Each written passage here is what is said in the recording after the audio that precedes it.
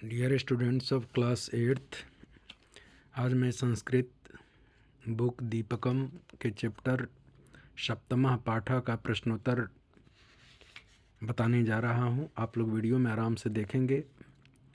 पाठ का नाम है मंजुल मंजुषा सुंदर सुरभाषा और पाठ है सप्तमः पाठ। इस पाठ की कुछ मैं विशेषताओं को बताते हुए प्रश्नोत्तर कराना चाहता हूं। यह पाठ गेय है। गेय मतलब गीत है। इस पाठ में संस्कृत भाषा की बड़ाई, मुनियों के गुणगान, संपूर्ण शास्त्रों का विस्तार, वेद विद्या, उपनिषद, रस, अलंकार आदि का वर्णन है। यह देवताओं की भाषा सभी भाषाओं की जननी है। चिकित्सा शास्त्र यानी मेडिकल साइंस, खगोल शास्त्र यानी एस्ट्रोनॉमी का भी संस्कृत भाषा में विकास हुआ है। भाषा में देखने को मिलता है कि बच्चे किस तरह से संस्कृत का समुचित विकास कर सके और व्यवहारिक जीवन में ला सके। उसी पर आधारित चैप्टर 7 का ये मैं उत्तर बता रहा हूँ। आप लोग ध्यान से देखेंगे।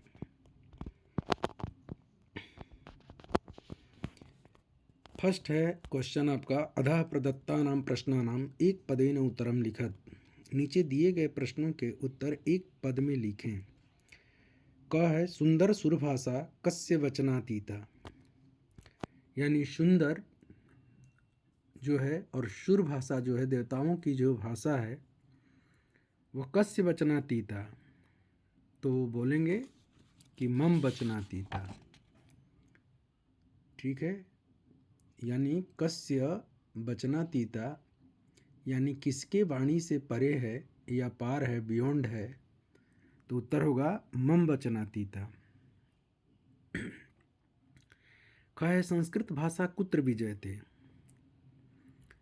यानी संस्कृत भाषा कुत्र यानी कहाँ पर, विजयते यानी विजय प्राप्त की है, तो धरायाम क्या हो जाएगा, धरायाम पृथ्वी पर।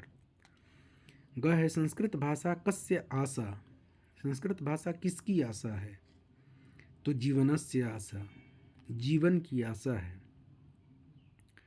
संस्कृते कति रसाः सन्ति, संस्कृत में कितने रस हैं, तो आपको होगा उत्तर बताना 9 में मैं पहले बता चुका हूँ बुक पढ़ाते समय, इस चैप्टर को पढ़ाते समय, कि श्रृंगार हास्य करुण रौद्र वीर भयानकाः विभत्स अद्भुत शांत नवमो रसाः, यही 9 रस हैं।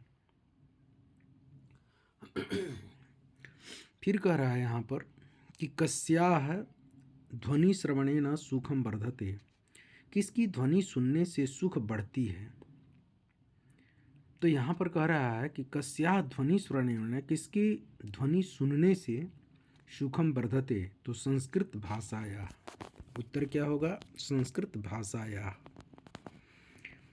क्वेश्चन नंबर 2, अधः प्रदत्तानां प्रश्नानां पूर्ण वाक्येन उत्तरम लिखत। इसमें पूर्ण वाक्य में उत्तर देना है। कह रहा है कि संस्कृत भाषा केषां जीवनस्य आशा अस्ति, संस्कृत भाषा किसके जीवन की आशा है, उत्तर होगा संस्कृत भाषा पौराणिक सामान्य जनानां जीवनस्य आशा अस्ति। संस्कृत भाषा पौराणिक, संस्कृत भाषा क्या है, पौराणिक सामान्य लोगों के जीवन की आशा है, जीवनस्य आशा अस्ति। फिर है ख में केषां विचाराः जनान् अभिप्रेरयन्ति, यानी किनके विचार लोगों को प्रेरित करते हैं, विशेष रूप से प्रेरित करते हैं, उत्तर होगा वेद उपनिषद वेदांत पुराण आदि नाम विचारा। इन सारे के विचार वेद पढ़ने से, उपनिषद पढ़ने से, वेदांत पढ़ेंगे, पुराण पढ़ेंगे, 18 पुराण, उससे जो विचार होते हैं लोगों के वह क्या होते हैं, अभिप्रेरित होते हैं, मोटिवेशन उनको मिलता है। ग में है कई रसैः समृद्धा साहित्य परंपरा विराजते, किन रसों से समृद्ध साहित्य की परंपरा विराजित है? उत्तर होगा नवरसैः समृद्धा साहित्य परंपरा विराजते। 9 रसों से समृद्ध साहित्य की परंपरा विराजमान है। संस्कृत भाषा केषु शास्त्रेषु विहरति? संस्कृत भाषा किन शास्त्रों में विहार करती है? तो संस्कृत भाषा चिकित्सा विज्ञान खगोल शास्त्रेषु विहरति। इसके अलावा भी हैं, लेकिन इस बुक में आपके चैप्टर में 2 ही चीज़ का दिया है, इसलिए मैं दोनों को मैं लिखा हूँ। इसके अलावा भी है, इसके क्षेत्र बहुत व्यापक हैं। नेक्स्ट है कि संस्कृत भाषायाः कानि कानि संबोधन पदानि अत्र प्रयुक्तानि? तो आंसर होगा संस्कृत भाषायाः कृते सुंदर भाषा। संस्कृत को कौन कौन से संबोधन बताए गए हैं, तो इनके बहुत सारे संबोधन हैं। इनको सुंदर भाषा कहा गया, सूर भाषा, देवताओं की भाषा, जननी भाषा, गुरु भाषा, रमणीया भाषा आदि भी संबोधन पदानि प्रयुक्तानि।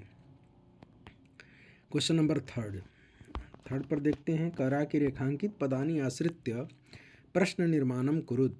रेखांकित पदों पर आधारित आपको प्रश्न निर्माण करना है। अब लिखा है मुनिगणाः संस्कृत भाषायाः विकासं कृतवन्तः। मुनिगणों ने संस्कृत भाषा का विकास किए हैं। तो प्रश्न बनेगा मुनिगणों ने किसका विकास किए हैं?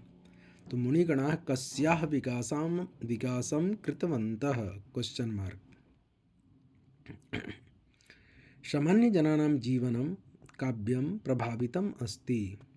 सामान्य लोगों का जीवन क्या है? काव्यों से प्रभावित है। तो प्रश्न बनेगा कि सामान्य लोगों का जीवन किससे प्रभावित है? तो सामान्य जनानां जीवनम कई प्रभावितम अस्ति। कवयः अपि उपादेयानि काव्यानि रचितवन्तः। कवयः अपि उपादेयानि से प्रश्न बनाना है। तो कवयः अपि कानि काव्यानि रचितवन्तः? Question mark. संस्कृत भाषा पृथिव्याम विहरति। संस्कृत भाषा पृथ्वी पर विहार करती है। तो प्रश्न बनेगा कि संस्कृत भाषा पृथिव्याम यानी कुत्र विहरति, कहाँ विहार करती है? नेक्स्ट है क्वेश्चन। यहाँ पर क्वेश्चन बनाने के लिए संस्कृत भाषा विविध भाषाः परिपोषयति। संस्कृत भाषा विभिन्न भाषा को परिपोषित करती है। तो यहाँ पर विविध भाषा से बन जाएगा कि संस्कृत भाषा काः परिपोषयति। नेक्स्ट है वेद वेदांग आदिनी गभीराणि शास्त्राणि सन्ति। तो हो जाएगा वेद वेदांगिनी गभीराणि कानि सन्ति। प्रश्न बन गया। नेक्स्ट में आपको करना क्या है कि पद विभक्ति और वचन आपको बताना है। जैसे माता का उदाहरण दे दिया है कि संबोधन है और एक वचन है।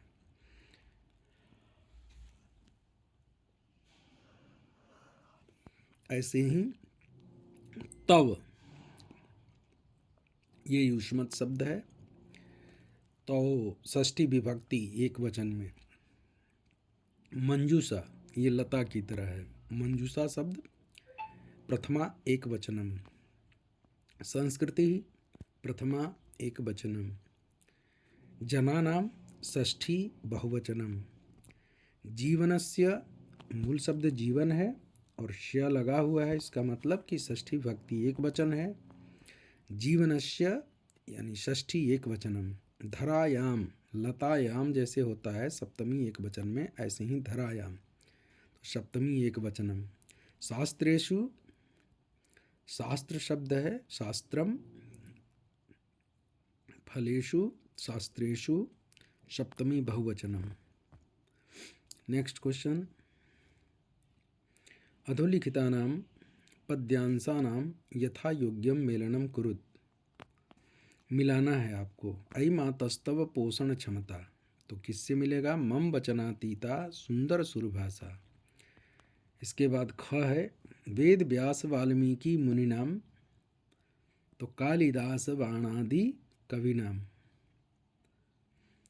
नेक्स्ट है पौराणिक सामान्य जनानाम, तो जीवनस्य यासा सुंदर सुरभाषा।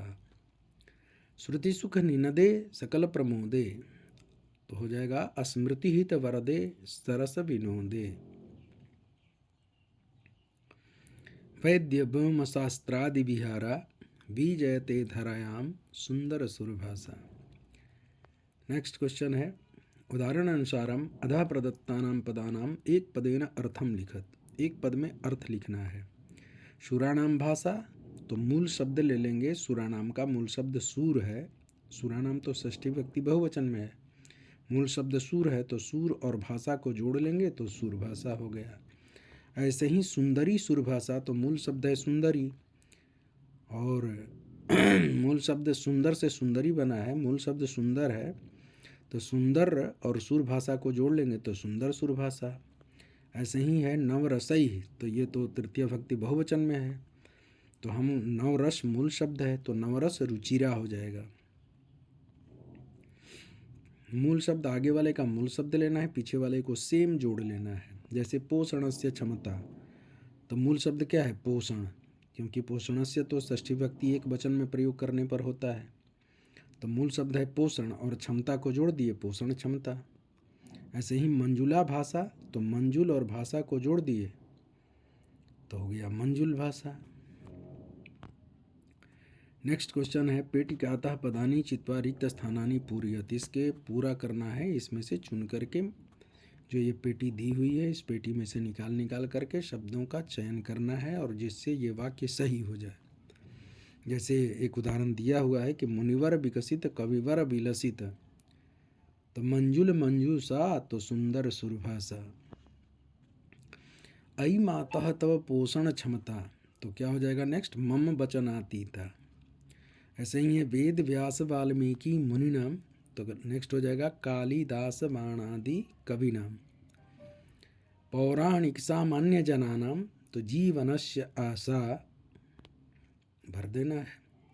श्रुति सुख निनदे, तो हो जाएगा सकल प्रमोदे स्मृति हित वरदे सरस विनोदे। गतिमति प्रेरक काव्य विशारदे तव संस्कृति ही ऐसा सुंदर सुरभाषा, संस्कृति भर देंगे। नवरस रुचिरा लंकृत धारा, तो भर देंगे वेद विषय वेदांत विचारा। वैद्य व्योम शास्त्रादि विहारा विजयते धरायाम सुंदर सुरभाषा, तो विजयते यहाँ भर देंगे। ऐसे ही देखिए नेक्स्ट, अब यहाँ पर कह रहा है कि अधोलिखित वैकल्पेषु प्रसंगानुसारम अर्थम चिनुत।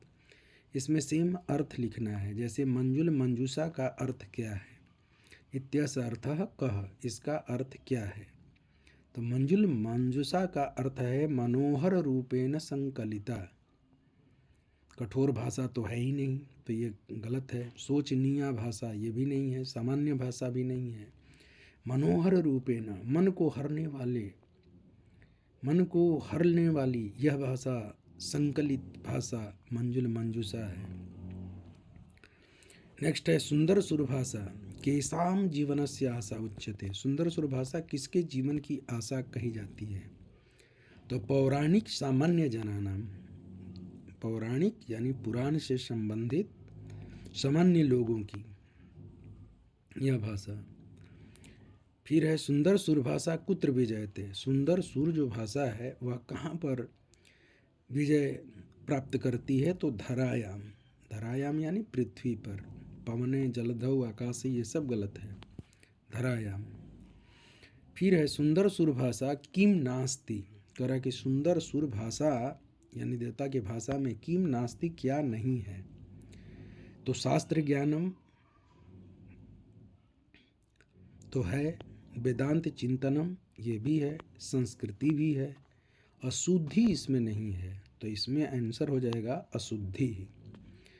बच्चों जो ये मैं आंसर दे रहा हूँ ये गाइड से कितना भी देखोगे उसमें गलतियाँ मिल जाती है, पर हमारे आंसर में आपको गलती नहीं मिलेगी। इसलिए आप लोग ध्यान से इससे ही आप उत्तर करें तो ज़्यादा अच्छा होगा, ताकि आपका एनुअल भी अच्छा जाए और अच्छे मार्क्स के साथ माता पिता को खुश कर सको। कवि सुंदर सुरभाषाम केन पदेन संबोधयति। कवि जो है सुंदर सुर भाषा को किस पद से संबोधित करता है? तो इसमें माता कह करके, जननी कह करके, यह भाषा किसकी है? तो सभी भाषाओं की जननी है, माता है, इसलिए माता हो जाएगा। पिता, भ्राता, दाता ये सब नहीं है। तो इस तरह से बच्चों ये आपका लास्ट है। इसके बाद तो यहाँ परियोजना कार्य जो लोग देंगे स्कूल में, ये संस्कृतेन जीवनम कथम समृद्धम भवेत् इति अधिकृत्य सुंदर सुरभाषाधरायां विजयते संस्कृत नाटिकया छात्राः जागरूकाः करणीयाः। एक नाटक करके संस्कृत के छात्रों को जागरूक करना है। सरल संस्कृत गीतानां संकलनम संग्रहम कुरुत कक्षायां च गायत करा। सरल संस्कृत गीतों को संग्रह करके कक्षा में गाना है। सुरस सुबोधा विश्व मनोज्ञा मनसा सततम स्मरणीयम, ये सब जो गीत है ना बहुत ही अच्छी है। मृदपपि न च चंदनम अस्मिन् देशे देशे संस्कृत साहित्ये प्रसिद्धानां कविनां काव्यानां च संग्रह करणीयः। तो बच्चों इस तरह से आपका ये चैप्टर ख़त्म हुआ। नेक्स्ट चैप्टर यानी 8वां चैप्टर मैं इसके बाद में डाल दूँगा। इसको अच्छे ढंग से अपनी कॉपी में साफ़ सुथरा लिखना है, गलती नहीं करनी है, ताकि अच्छे मार्क्स उसी के आते हैं। लिखते तो सब आंसर हैं लेकिन उसी के अच्छे मार्क्स आते हैं जिनमें गलतियां कम होती है, शुद्ध लिखते हैं, क्योंकि संस्कृत में शुद्धता पर विशेष ध्यान दिया जाता है। तो बच्चों ध्यानपूर्वक लिखना। धन्यवाद।